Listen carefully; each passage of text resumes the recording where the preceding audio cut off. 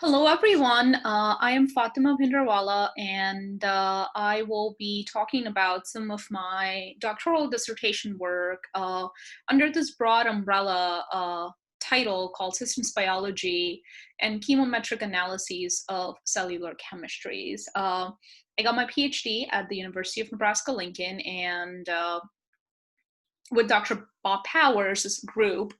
And since then, I have moved to the University of Pittsburgh, in Pittsburgh, Pennsylvania, and I'm a postdoc fellow with Angela Gronborn, doing some more NMR methodology work to do live cell NMR. However, in this talk, I will be focused on using NMR and related tools to sort of explain small molecule changes or metabolite level changes that occur as a result of change in physiology.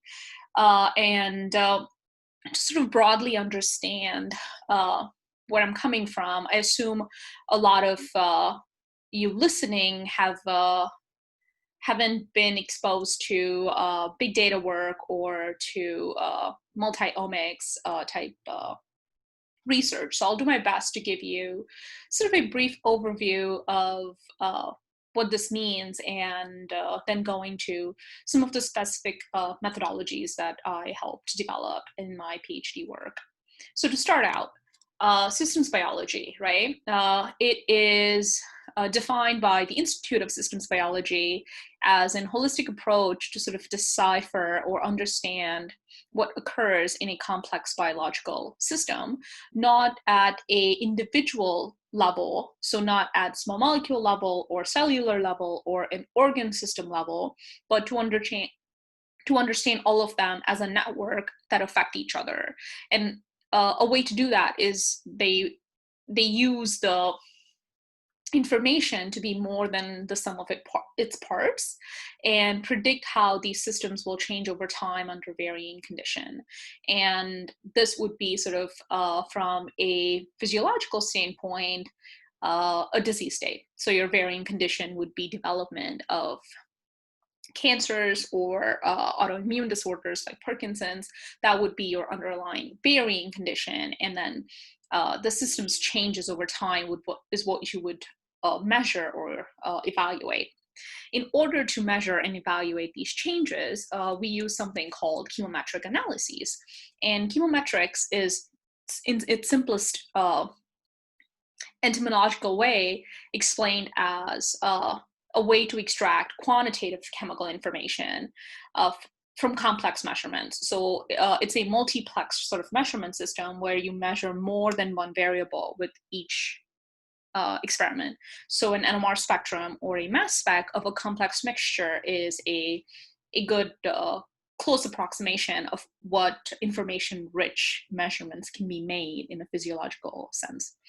And then you use all of this big data or information-rich spectroscopic data to sort of explain variations in systems with as few variables, and then create trends. And a cornerstone of understanding this is machine learning, and to implement some of the algorithms that machine learning scientists have developed over the years, like principal component analyses and more sort of complicated algorithms that boil down to A is different than B for using these many factors sort of way. And we are doing this, and we are combining all of this complex chemical information in an attempt to study, characterize, and sort of understand what are the chemical contents of a cell, what chemical processes affect the cell, and what does that lead to. So basically you start out with spectroscopic data, or spectrometric data in this case, and you create sort of this network that explains small molecule changes and large molecule changes collectively to understand what's going on in a system. And this whole process is sort of tied together to create some of the work that I'm going to be talking about. And the overarching umbrella term here is metabolomics, since we are looking at small molecule metabolites. But this can be extended to sort of any biomolecule scale proteomics for proteins, genomics or transcriptomics for gene and mRNA respectively. So I have done a lot of different sort of aspects of research during my PhD career. And I sort of like to divide these up into two halves. One half sort of talks about method development. So in order to have better methodologies to explain or to develop interesting or to extract interesting and more useful information out of our samples. And the second half sort of is implementing this to cellular chemistries. And then in the process of doing so, there's this, intermediate stage where we've applied some of the things that I developed as methods to study sort of interesting biochemistry. And so an example of this I will discuss as I go through. And in each of those categories, I will talk about method development, especially in this case, how we can involve nitrogen and phosphorus as two other nuclei for NMR-based metabolomics work, and using some of the traditional machine learning tools to explain metabolic shifts in cancer and gemcitabine resistant cells as an example of use of some of this methodology. And then I'll discuss how using sort of C13 isotopic tracer experiments can give us an explanation of how a small molecule like glucose is sort of differentially used. So this talk should give you an overview of some methods in NMR metabolomics, some applications of routine NMR metabolomics, and then some applications of sort of stable isotope tracer experiments. And I'll give you a little bit more understanding of what a metabolomics experiment is in the next few slides, and then we'll look at each of these individually. So first point, right? Why do we care about metabolites? And most of you know this. It's the central dogma of biology. You start at genes, and genes accumulate mutations or epigenetic modifications, and they're translated into mRNA, and these mRNAs become proteins that then function upon small molecules to create sort of the phenotype of a cell. So what happens is you start out with genomic information or transcriptomic information that's at this bottom rung of what might be happening in a cell, and then you transition into increased regulation by the cell and complexity that comes in with the layering of these different biomolecules, and you end up at metabolites or metabolomics, and you get to what is actually happening inside the cell. And so this is the closest to a phenotype that you can get, is to understand metabolic changes, and then go ahead and sort of correlate metabolic profiles with phenotypes and get a simplified explanation of how a cell, say for example, treated with two different drug molecules, would still lead to a similar metabolic phenotype, but and that would sort of underlying information give you that they come or they have a similar mechanism of action. And so that would be like a very simplified sort of metabolomic experiment. Same cell type, two different drug treatments. Outcome leads to the same metabolic phenotype, which means their underlying mechanism has to be similar. Now there's a lot of assumptions here, but in a simplified world, that would be the case. In order to do good metabolomics work, or in order to do some metabolomics work, you need to sort of understand what the experimental setup is for a stable isotope labeled metabolomics experiment, and sort of what it would be for a unlabeled or a global metabolomics experiment. So for a stable isotope labeled tracer experiment, you would start out with a cell culture. If it's bacteria, you would have them growing in suspension culture. If they're mammalian cells, maybe you'd most commonly do adherent cell culture. They will be growing in something that is defined, in this case, in stable isotope labeled tracer experiments. And then these defined media can be altered compositionally to include C13 labeled glucose, which is non-radioactive but is NMR active, or N15 labeled amino acids, which would also be NMR active, but not radioactive. And so this gives you now a tracer that you can track what the cell does with. In order to sort of get a preliminary idea of how the cell is using this, you have to make sure that the impact of actually handling and processing the cells is lower than the impact of the actual condition. So the second step of the process is to separate and quench. And in this process, what you would do is, say, if you have adherent cell cultures, you would spin them down into a pellet of cells and a supernatant of medium. And then that cell pellet would be immediately quenched with liquid nitrogen, so cryogenically cold, to sort of arrest all physical and chemical changes that might occur in the meantime. And so collectively, you now have a quenched cell pellet, which you would have to wash and make sure it's clean of any of the supernatants, so you get rid of extra material that's extraneous. Now, you can also look at the supernatant because that tells you sort of extracellular changes, and in some cases they are relevant, and in some cases you are only focused at what's going on intracellularly. But in a way to understand the whole system, you got to look at both halves. And then once you have the quenched pellet, you will extract. So basically you'll add cryo-cooled solvents, so something like a water methanol mixture to extract polar metabolites. You would use some method of sonication or beating with the silica beads that would lead to cell lysis, but preserve sort of the small molecules, so it can be very harsh. And you do it typically in a very cold environment, so you can minimize enzymatic changes that might occur during the extraction process.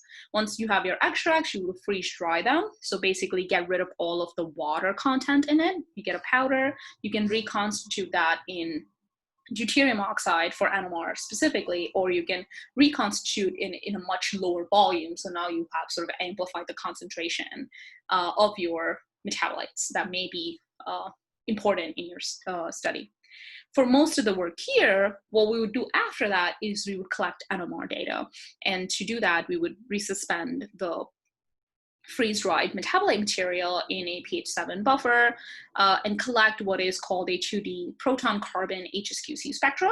And what this gives you is every single CH bond in a metabolite. So I have citrate here, and it's sort of circled in on the spectra as well, where you can see we painstakingly go through and manually assign each of these peaks to each CH bond, and then boil them down to concentrations. Due to the inherent nature of a 2D experiment by NMR, you cannot get absolute quantification that you would get using a 1D experiment. And that would sort of give you still a relative change. So you'd have this spectra for a control set of cells and a treated set of cells, and the difference between them would tell you increase or decrease in a specific metabolite or the consumption of the label that you're adding. And that would give you an indication of flux through a pathway, and the whole process would sort of go iteratively until you have assigned peaks to metabolites and metabolites to pathways to understand sort of the systems biology at the top end. To assist in all of this, we use, as I mentioned before, machine learning. And two of the very common methodologies that are used are PCA, or principal component analyses, or OPLS, orthogonal projections to latent structures, scores plots or outcomes. PCA is sort of a unsupervised method, which means that you do not provide the algorithm which spectra or which spectroscopic information comes from which sample.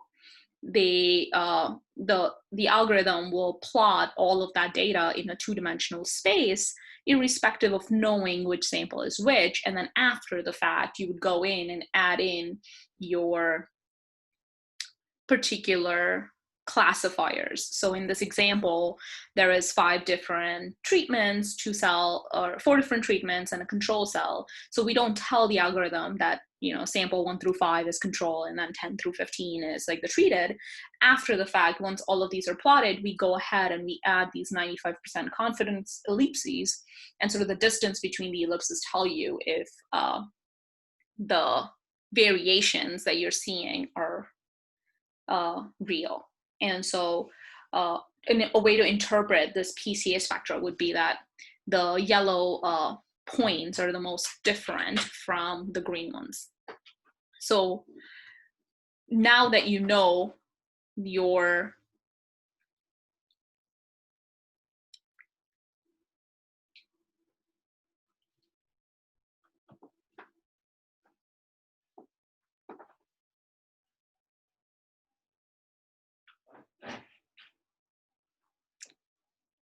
Okay, sorry for that interruption. Where was I? So now that you know that the control is the most different from, say, this treatment group, which in this case is MPP, doesn't really matter in this context, not real data. But you would then know that if you treated your cells with compound 1, compound 2, compound 3, compound 4, the most likely you're to see a difference is between control and compound 4. And that distance also is an indicator of how many variations or how intense that variation is going to be. And then to follow that up, once you know that there is general trends, you would want to do a supervised methodology, in which you would tell the system or the algorithm that the yellow are control and the green are treated. Please tell me what is sort of the difference that makes them separate out into two groups. And that would be called a supervised method, where the algorithm knows sort of classifiers for both groups. It knows exactly which spectra belong to which class. It picks out what makes them unique. And so this gives you a way or a simpler interpretation of your spectroscopic changes. So what I'm showing here is sort of a increased, decreased plot from a model that was generated with two groups, a wild type and a treated group, and you see certain peaks are going up and certain are going down, and once you've made assignments, you know which metabolite is changing in which direction. And we will use these two in the first example that I will share with you, in which we will talk about how cancer cells and pancreatic cancer cells that are resistant to gemcitabine can be distinguished using just a one-dimensional proton NMR spectrum in the in vivo stage, not necessarily in patient stage, but that would be sort of the follow-up future of this project that I did a long time ago. So where do we start? Let's start by explaining what we're doing first and why we care about metabolic changes that occur due to drug resistance, and why especially we care about in the case of gemcitabine and pancreatic cancer. So we'll start out by what is gemcitabine, right? So gemcitabine is a nucleotide analog. It's a difluorinated uracil that basically mimics naturally occurring nucleotides in a cell, and so it frequently is misused by this replication machinery or the DNA synthesis machinery as a substitution for the canonical nucleotide, and then it doesn't have the OH group, so it arrests chain elongation, and that's its accepted sort of method. However, we through lots of work in our group and others have found out that gemcitabine resistance isn't necessarily due to its canonical mechanism of action. It is also due to other metabolic influences that it can have. And lastly, all of this is important because pancreatic cancer is the worst 5-year survival rate. It's topical, and so I'll mention Ruth Bader Ginsburg recently passed away, and she suffered through pancreatic cancer. A lot of very influential people in our lives have died or passed away due to pancreatic cancer, and it takes you quick. It's 5-year survival rates are abysmal, under 5%, and gemcitabine is sort of the last chemotherapeutic line, and you develop resistance to it within a few months, and that's why it sort of just terminates your chemotherapeutic strategies once you develop resistance. So knowing if someone is developing resistance or is going to develop resistance is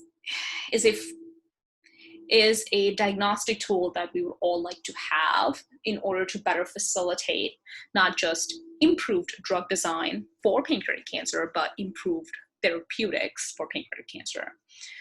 So we're doing this in a lab. We don't have patients, so we have to go out and create sort of these pancreatic cancer cell lines that are actually resistant to gemcitabine.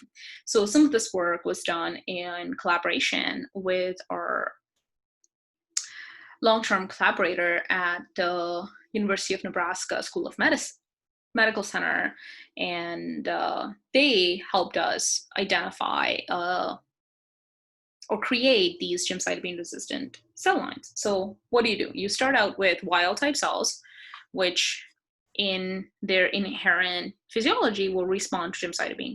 You treat them with gemcitabine and you only keep the ones that survive.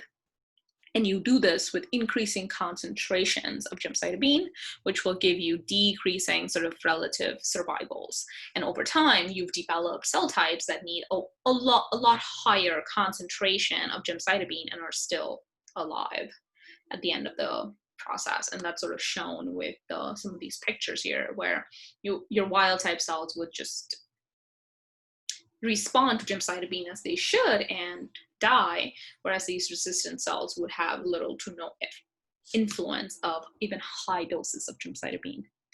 Once you have these cell lines, you want to see what makes wild type cells different from the resistant cells, and what is the phenotype of a cell that when treated with gemcitabine, if it's sensitive to gemcitabine and it responds, what does that look like? And when gemcitabine resistant cells are treated with gemcitabine, what does that look like? And collectively, if that helps distinguish a cell that is sensitive and a cell type that is not sensitive to gemcitabine treatment, so you can better design outcomes. So in the next slide, I'm going to show you the principal component analyses of these four groups and how that helps us establish metabolic alterations from acquired gemcitabine resistance.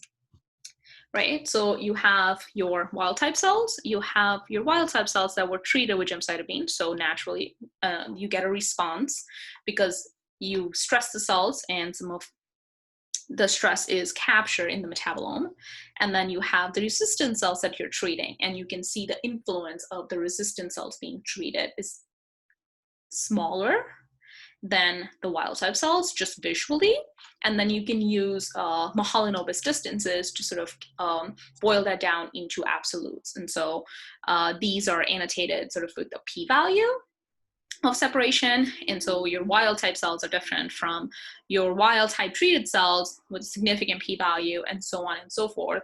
But the difference between the wild type treated cells and the gemcitabine treated cells is the largest, saying that the way that the wild type cells respond to gemcitabine is way different than how the wild type cells respond to, or how the resistant cells respond to gemcitabine. And all of this has to be, since these are principal component analyses models, they also need to be validated. And so their validation scores are right under each of these graphs that show how well fitted the data is. And so you typically, if in the future you see a principal component analyses plot, always evaluate them for what their R-square and Q-square values are. R-square is the fit of the model, and Q-square is the cross-validation of the model. And you would want that each component contributes to the model. So every next component, this is a PC2 component, contributes to in a significant way. If you see a principal component model where the second component doesn't contribute more than 10%, always question that, because that is your distinguishing component. Anyway, we did this with two different cell lines, CAPAN1 and MIAPOCA2, and I'm just showing two different representations. So sometimes you will see data represented as 50% and as 2.5%. And then similarly, the Mahalanobis distance tree diagrams look very similar. Next up, we would go into understanding what makes them different. So remember, initially I explained that principal and component tells you that they're different, and then OPLS models tells you what makes them different. So here I'm showing the comparison between wild type and wild type cells that are treated, and then give me 1 second.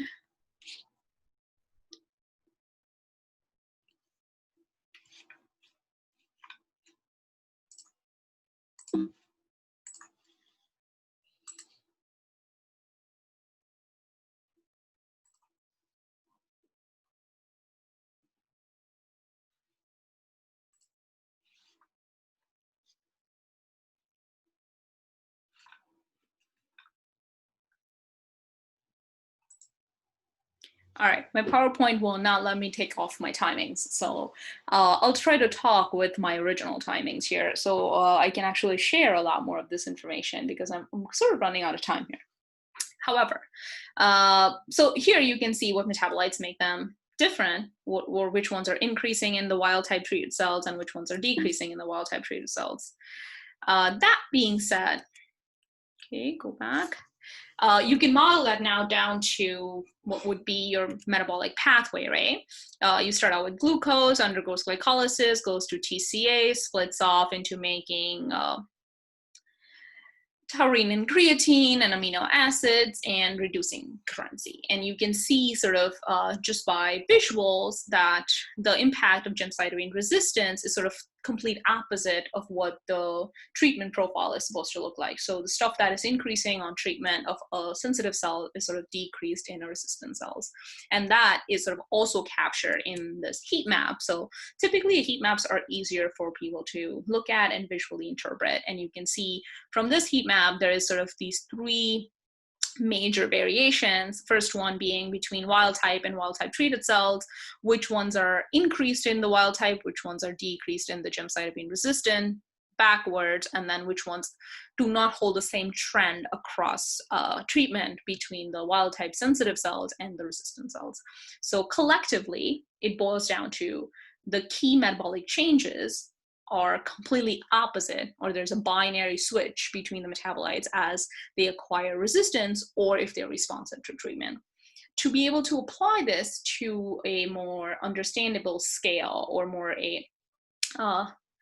a way to sort of translate this into diagnostics would be to come up with something called ROC curves. ROC curves basically give you sort of a true positive versus false positive scale, and I'll show them in the next slide. But because NMR spectroscopic data is very information rich, we use something called spectral binning to create these. And so each of the peaks is sort of binned together, and that intensity becomes one value that you're after.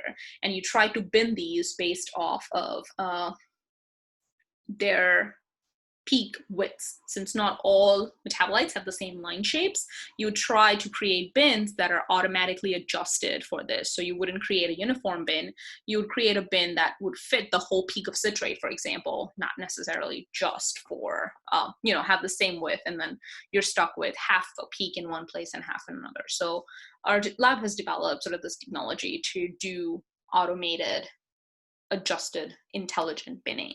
So we use those automated intelligent bins to create these ROC curves. And then what we end up with is an extremely high predictability with our 1D proton experiments, where we can now just use 5 variables, and all of these 5 variables sort of correspond with those metabolites I showed you earlier in the slides, and hold the same binary switch, where we can now with almost 0.9 to 0.95 area under the curve, or 90 to 95% confidence, differentiate between a resistant to cell type and a sensitive cell type and a responsive cell type. All of this, when translated to a tumor or a biopsy that you would get, and if this holds true for those as well, you'd then be able to identify patients that were responding to treatment or not.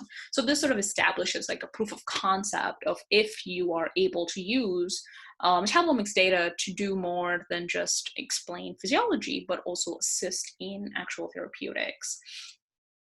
I'll summarize all of this by saying that a lot of these metabolites that we saw increasing or decreasing, I didn't name them specifically. You can read them through as I go through these slides.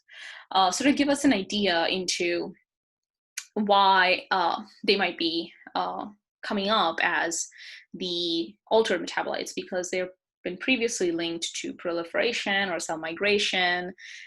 We've seen that minoxidil or acetate or alanine glutathione, they are responsible for altered sort of metabolism in pancreatic cancer cells. And that gives us an idea that these metabolites aren't just fluke, they have relevant physiology that's a reason for them being identified as markers for resistance. And with that, I will switch to explain a little bit about the activated immune cells and how you can use tracer experiments so to get an idea about how cells can flux glucose or small molecule carbon source into different endpoints and then fulfill sort of their physiological needs at that point. And I'll also use this as an example to show how there is a value in doing both NMR and mass spec based metabolomics work, where in this case we did do both of them, and they gave us very consistent sort of results and pushed us to sort of explore what makes a good combinatorial metabolomics experiment. And that's some of the work that I did in the method development part of my dissertation. So activated immune cells, what are they? You start out with an immune cell, you treat them with like polysaccharides, example, like say endotoxin, right? It leads to an immune response. So now you've created an activated immune cell that is responding to said treatment. And then that immune activation, in this case, was done to macrophages. And our goal in this case was to understand if activated immune cells or macrophages have altered hexose biosynthesis pathway. Don't worry, I'll talk about what hexose biosynthesis pathway is and how glucose plays a role.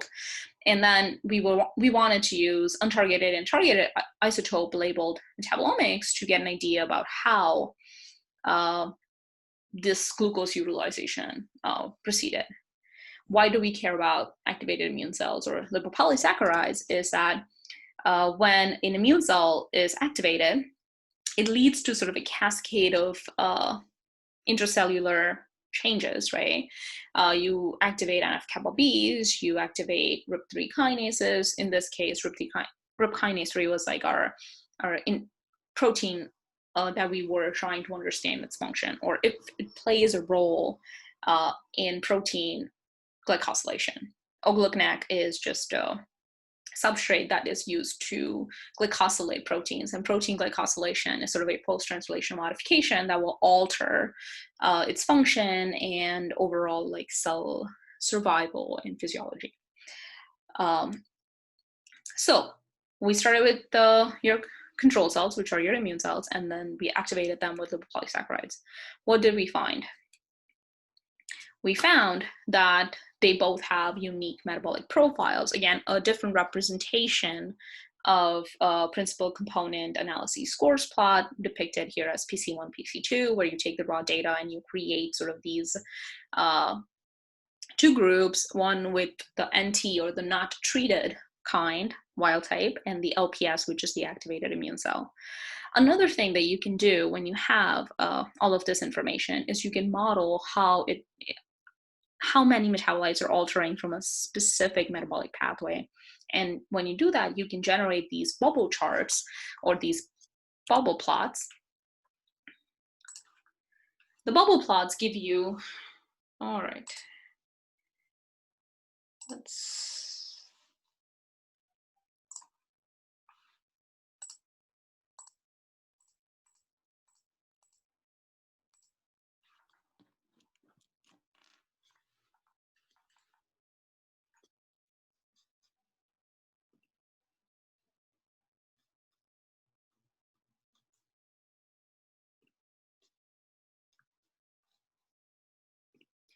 So the bubble plots sort of give you this impact on specific metabolism. So the size of the bubble tells you how many metabolites are influenced in that pathway, and the color sort of tells you how what is the total like change or fold of change. And so the higher up they are on this plot, the more impactful they are, or the further out they are, the more impactful they are in different ways. So with this, I've annotated some of the most altered pathways, and you can see a lot of the fructose mannose metabolism and a lot of the amino sugar metabolism is picked up along with tryptophan and inositol phosphate mechanisms. And that sort of gave us a clue that we were looking at altered glycolysis and altered hexosamine biosynthesis, which would lead to substrates of O-gluconac transferase enzyme, O-gluconac, or activated O-gluconac. And so gluconac is glucosamine and acetylglucosamine.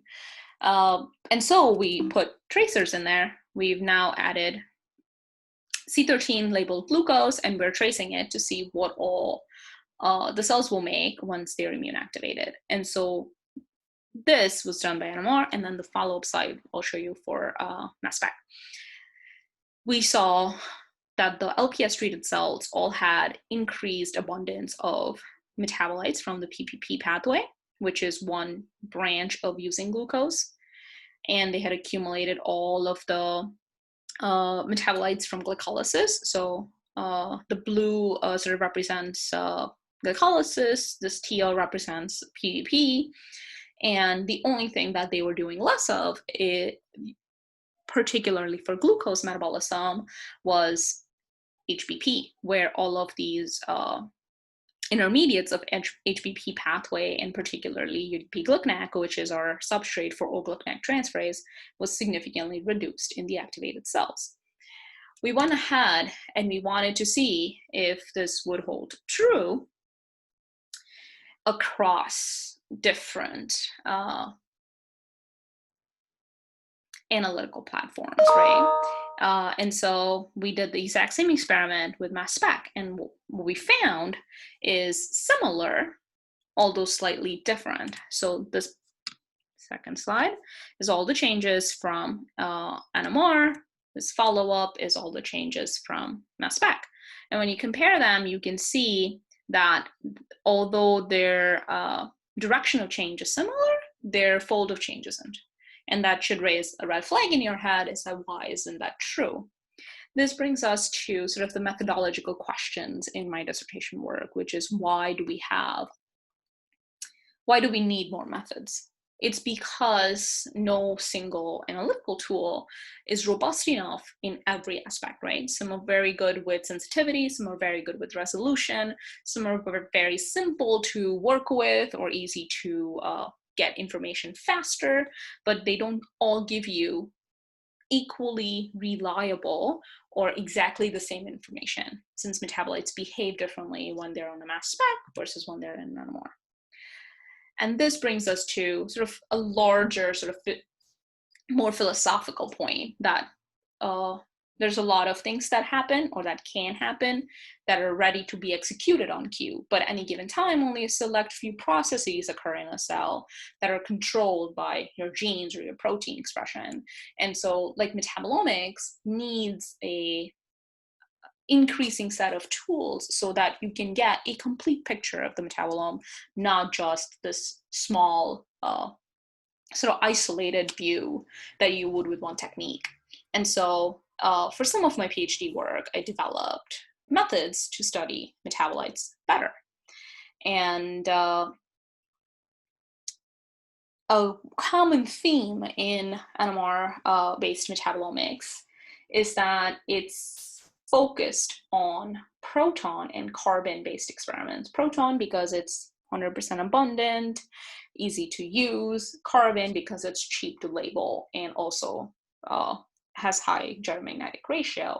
These are workhorse experiments, and obviously we want to keep using the workhorse experiments, but we also want to improve the coverage of the metabolome, get more metabolites identified so we can understand physiology a little bit better, a little bit more thoroughly. And so I developed sort of two parallel methods that would help us study nitrogen and phosphorus containing metabolites.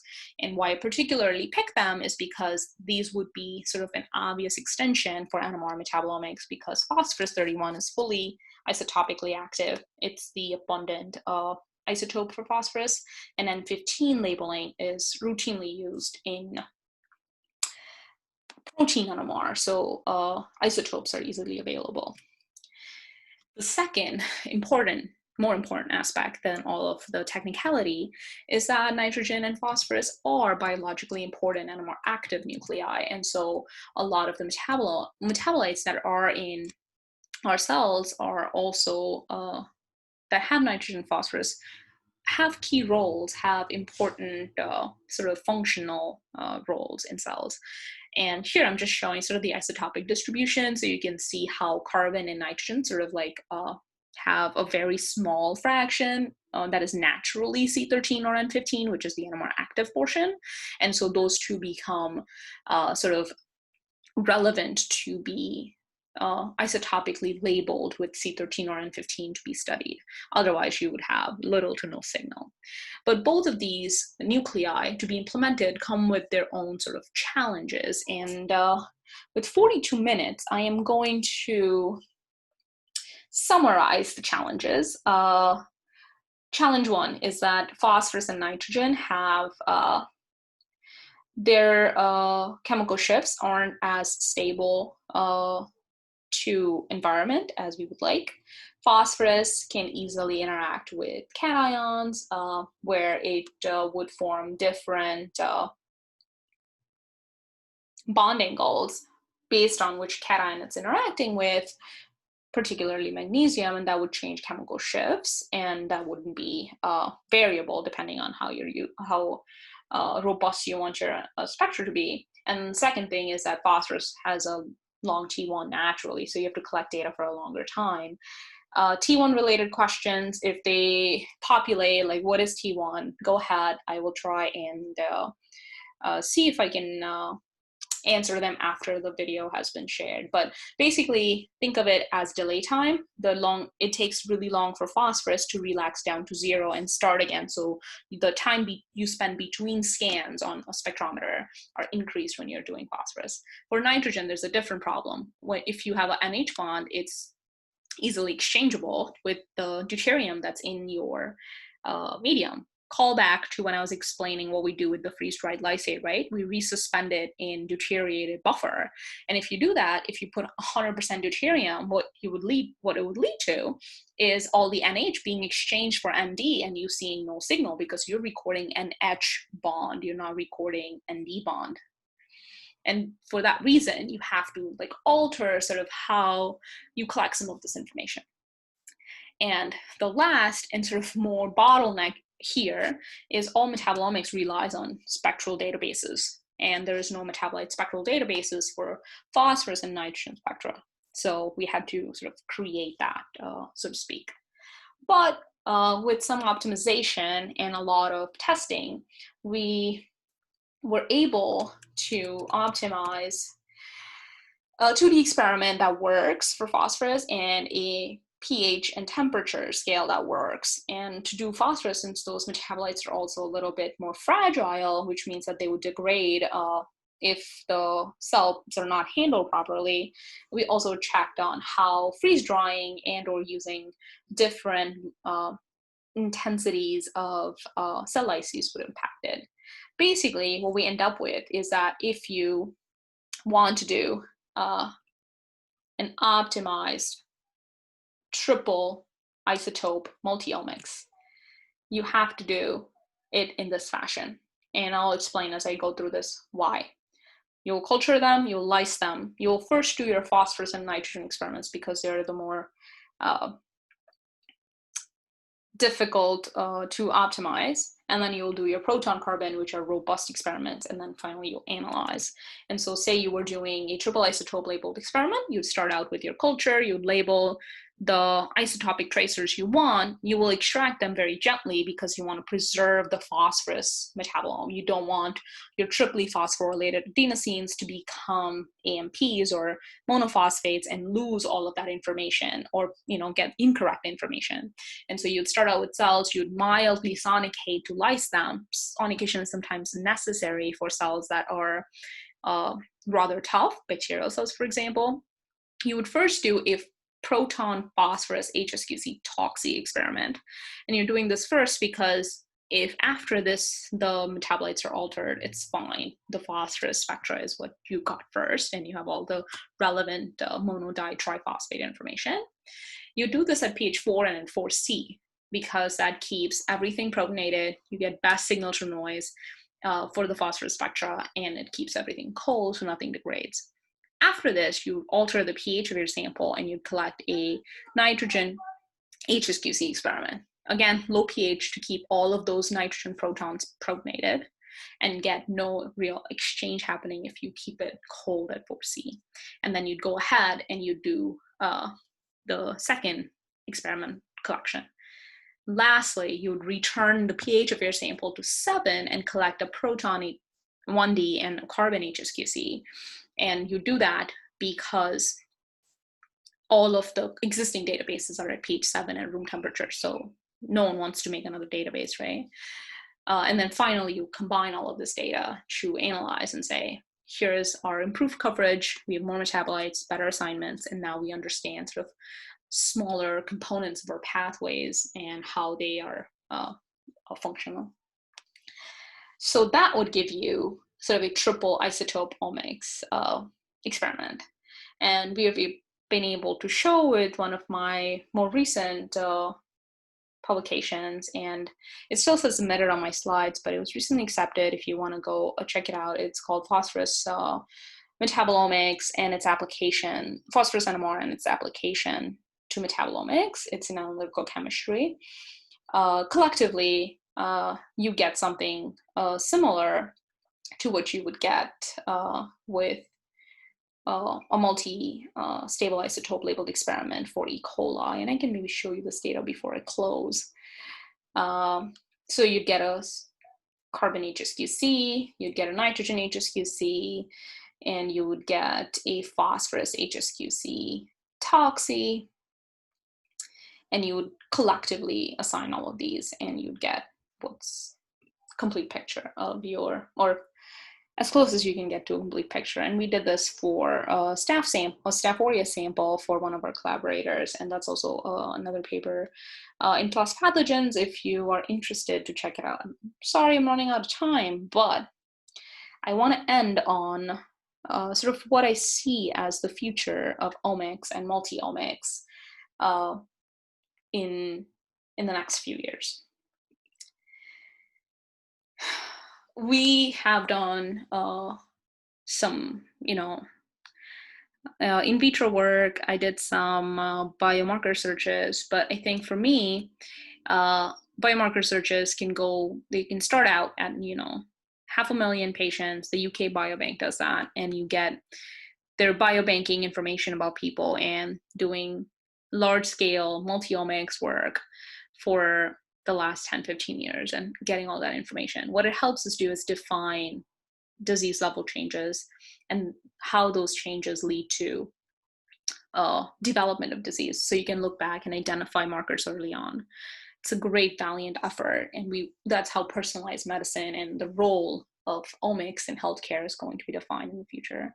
However, another recent study that came out, and some of you might have seen this, was how we evaluated sort of physiological changes between twins, one on ground and one in flight. I'll leave this picture here, as it's obvious who was on the International Space Station for enough time to do this control experiment. Here, their sample size is 1.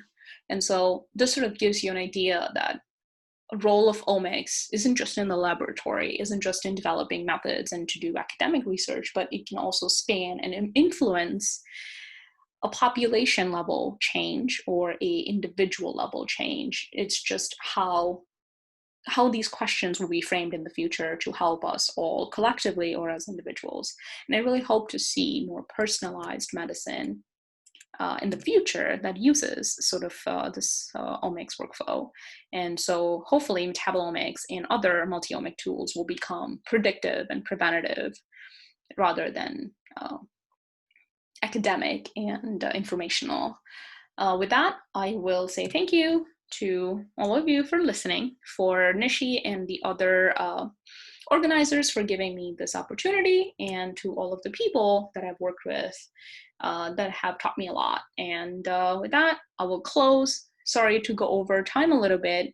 And if you have any questions, I will ask Nishi to share my email, and I will be really glad if your questions reached out to me and I was able to help. With that, I'll thank you all. Bye.